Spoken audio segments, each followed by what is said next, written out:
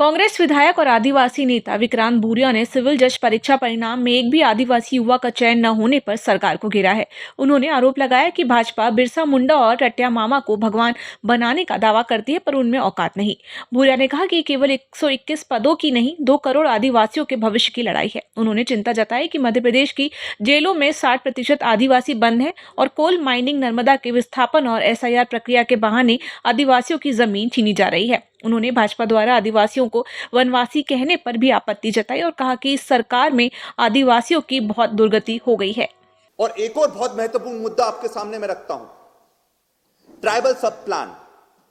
Tribal सब plan को बनाया गया था, इसलिए बनाया गया था, कांग्रेस की सरकार ने बनाया था कि जो भी आदिवासी क्षेत्र हैं, आदिवासी का पैसा जो निर्धारित होता है वो आदिवासी के पास जाए, उनके विकास में उपयोग हो, उनकी शिक्षा में उपयोग हो, उनके रोजगार में उपयोग हो, उनके स्वास्थ्य में उपयोग हो।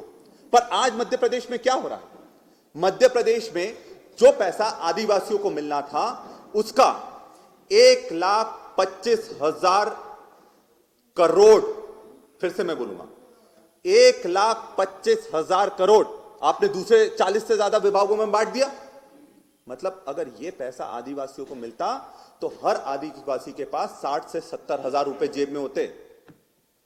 आप कैलकुलेट कर देख लो, 1,25,000 करोड़ रुपए अगर इस प्रदेश के हर आदिवासी को मिलता तो 60 से 70,000 रुपए हर आदिवासी को मिलते। ये छोटा आंकड़ा नहीं है, ये बहुत बड़ा आंकड़ा है और ये लगातार कराया जा रहा है। और इसमें सबसे बड़ा लूपहोल मैं बताता हूं। सबसे बड़ा लूपहोल ये है, सांसद निधि जो होती है वो कैरी फॉरवर्ड होती है। मतलब अगर आपने सांसद की निधि को उपयोग नहीं करा तो वो अगले साल भी उपयोग हो सकती है, उसके अगले साल भी हो सकती है, उसके अगले साल भी हो सकती है।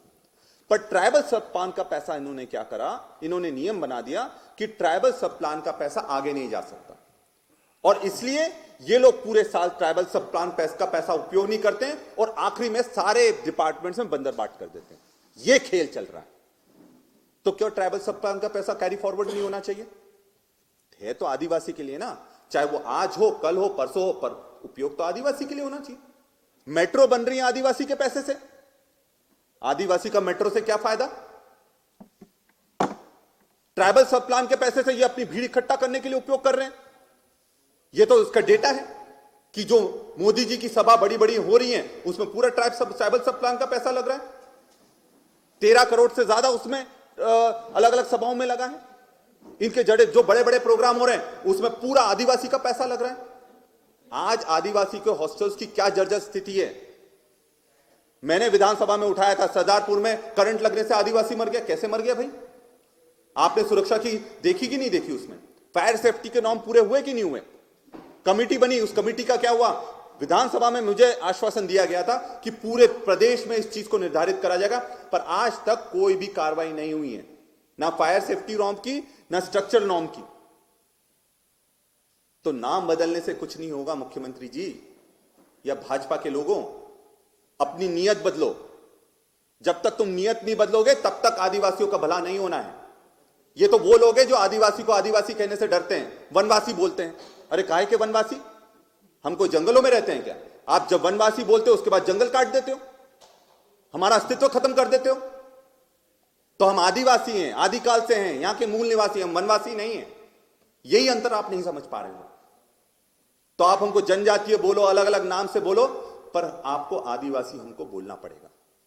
और जो ये काम आप अडानी का एजेंट बनकर कर रहे हो, इससे बचना पड़ेगा। सिंगरौली में मैं सभी पत्रकार साथियों से ये निवेदन करता हूं, एक बार वहां जाकर देखिए क्या दुर्दशा हो रही है।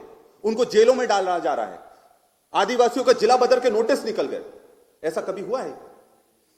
उनके नोटिस निकाल दिए, जिला बदर के नोटिस निकाल दिए। जो भी लड़ाई लड़ने के लिए आगे आ रहा है उसको जिला बदर कर दिया जा रहा है।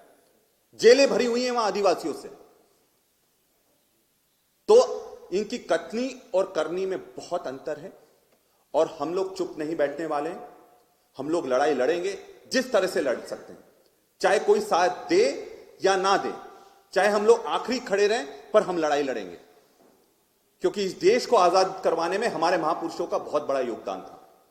और जिस देश की कल्पना उन लोगों ने करी थी, चाहे बिरसा मुंडा हो, टांट्या मामा हो, रानी दुर्गावती हो, भीमा नायक हो, राजा खौजा हो, इन सब ने अपने जान दे दी पर अपने वतन को बिकने नहीं दिया। और आज जो भाजपा कर रही है वो वतन को बिकने दे रही है बड़े बड़े उद्योगपतियों के हाथों, और इसमें सब लोग चुपचाप बैठकर ये नजारा देखने का काम कर रहे हैं। इमएस टीवी के लिए स्वाति ओगले की रिपोर्ट।